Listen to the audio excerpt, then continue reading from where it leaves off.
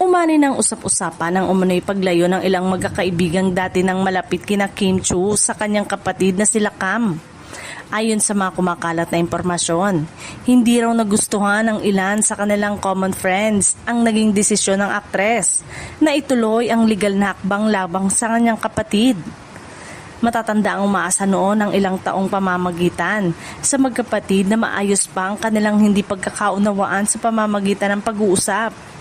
Dahil dito, sinasabing ikinalungkot umano ng ilan ang pagpapatuloy ng legal na proseso sa halip na maresolba muna ang problema sa loob ng pamilya. Natalakay rin umano ang isyong ito ng veteranang showbiz journalist na si Christopher Min sa kanyang online talk show. Ayon sa mga source na kanyang nabanggit, may ilang kaibigan umano ni Kim na mas naging malapit o kumampi kay Cam dahil sa nangyaring sigalot.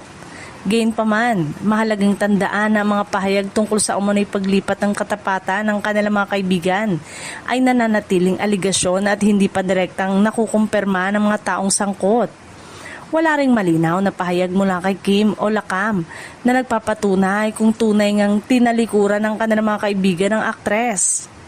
Sa panig naman ng mga taong may ibang pananaw sa issue, naniniwala silang ang mga problemang may kinalaman sa pera at pamilya ay mas mabuting pag-usapan at ayusin muna ng pribado, lalo na kung magkapatid ang sangkot.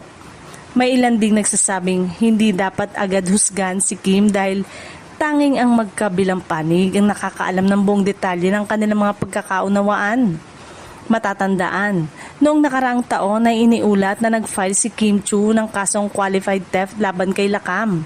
Dahil dito, muling nabuhay ang interes ng publiko sa relasyon ng magkapatid at sa epekto ng kanilang alitan sa mga taong malapit sa kanilang pamilya.